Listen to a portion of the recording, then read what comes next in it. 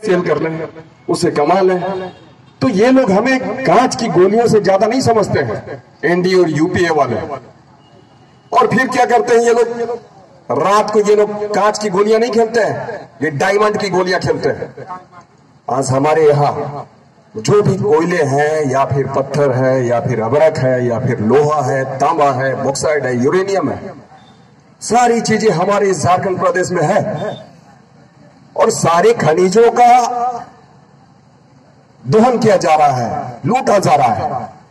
और हर एक में ये होड़ मची है कि एनडीए वाले ज्यादा लूट लेंगे या फिर यूपीए वाले लूटेंगे, हम पीछे कैसे रहेंगे, ये होड़ मची हुई है। इससे कभी चिंता नहीं है कि कैसे हमारे यहाँ के लोगों को, जो यहाँ के खतियानधारी हैं, जिसके लिए झारखंड अलग हुआ है, उसको नौकरी मिले। इन्हें इसकी चिंता नहीं है कि कैसे हम इनको नौकरी दें, क्योंकि ये जानते हैं कि आज हम इन्हें नौकरी देंगे, कल ये रोजगार हो जाएंगे, इनके घर में पैसे आएंगे तो हमारे खिलाफ नारा बुलंद करेंगे, आंदोलन करेंगे। तो ये लोग सिर्फ और सिर्फ चाहते हैं कि हम उनके गुलाम बने रहें। ये जो 2000 को अलग हुआ हमारा झारखंड, 2016 तक ये लोग सोचते रहे, भारतीय जनता पार्टी और राजसूय पार्टी सोचती रहे कि हम लोग कौन सी नीति बनाए। हमारे तो 16 साल चले गए और 16 साल में इन्होंने क्या किया, इन्होंने कह दिया कि 1985 से जो झारखंड प्रदेश में रह रहा है वो यहाँ का झारखंडी कहलाएगा, उसको नौकरी देंगे। अब बताइए हमारे पूर्वज यहाँ कितने सालों से रह रहे हैं, हमें तो नहीं पता है, आप लोगों को पता है क्या? 500 साल, 600 साल, 1000 साल का। और यहाँ पर क्या हुआ ना कि बाहर के लोगों को नौकरी देनी थी, दे दिया। अभी बोल रहे थे ना तीर्थनाथ आकाश, दे दिया रघुवर जी ने, नीति बनाई, नौकरियां मार दी। अब इस पर सुप्रीम कोर्ट और हाई कोर्ट क्या कर सकती है? उसमें किसी स्टूडेंट का तो गलती नहीं है, वो तो यही कहेगी ये सरकार की गलती है, गलती नहीं है। और जिन्हें नौकरी देना था दे दिया रघुवर जी ने। अब उस समय हम विरोध करते थे कि रघुवर जी आपने गलत नीति बनाई है। उस वक्त हेमंत जी विरोध करते थे कि ऐसी नीति नहीं चलेगी, खतियान के आधार पर हमारे यहाँ स्थानीय नीति और नियोजन नीति के निर्धारण हो। हमें भी लगता था बहुत गजब का ये तो, और वो भी कहते थे हेमंत है तो हिम्मत है। हम लोग भी सोचते थे भाई कि ये यंग आदमी है, बड़ा भाई, हम कहते थे हेमंत दा।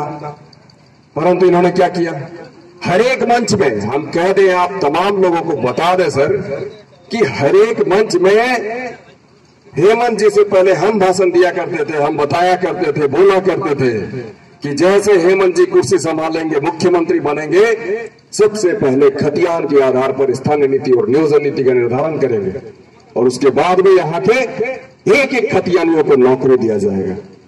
ये तो कहा करते थे।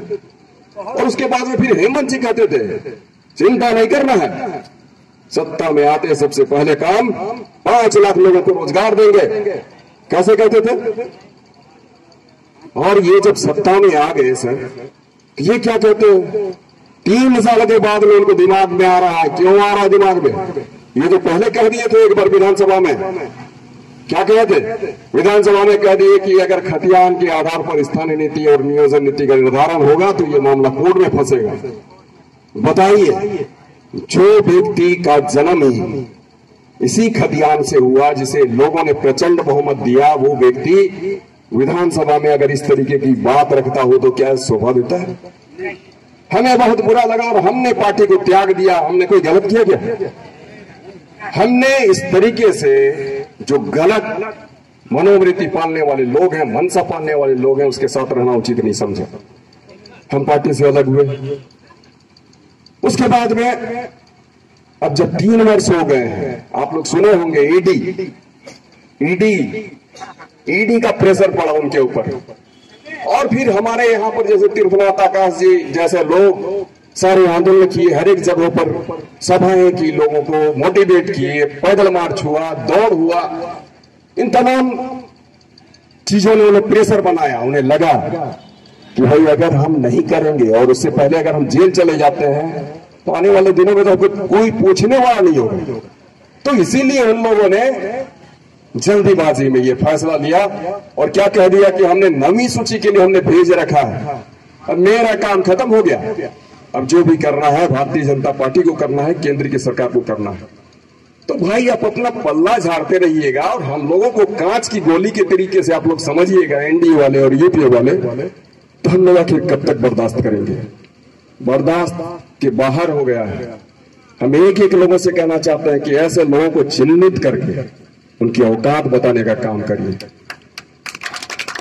हमने आज जो ये खतियानी दौड़ करने का हमारा एकमात्र यही मकसद था कि एक एक लोग जो हमारे 5 परगना की धरती के हैं, जिसमें वही बिरसा का जुनून है, भगवान बिरसा जिसे हम याद करते हैं, जिसका हम जन्मोत्सव मनाते हैं, पुण्यतिथि मनाते हैं, तो निसंदेह उनके मार्ग पर भी हमें चलना है और जो गलत करे उसका विरोध करना है, चाहे एनडीए हो या फिर यूपीए हो। तो इसीलिए हम लोगों ने चलने का काम किया। और हमें कुछ नहीं चाहिए, हमें क्या चाहिए? अंचल में हमारा कब्जा होना चाहिए, प्रखंड में हमारा कब्जा होना चाहिए, थाना में हमारा कब्जा होना चाहिए, जिला मुख्यालय में हमारा कब्जा होना चाहिए, सचिवालय में हमारा कब्जा होना चाहिए, मंत्रालय में हमारा कब्जा होना चाहिए। जिले का कप्तान जो पुलिस का बनेगा वो भी इस माटी का होना चाहिए। जिले का जो डीसी बनेगा वो भी हमारी इसी माटी का होना चाहिए। तो भाई हम इसकी लड़ाई लड़ रहे हैं और इसी लड़ाई के लिए ये झारखंड हमारा अलग हुआ है। नहीं तो फिर क्या फायदा, हम क्यों जश्न मनाएंगे?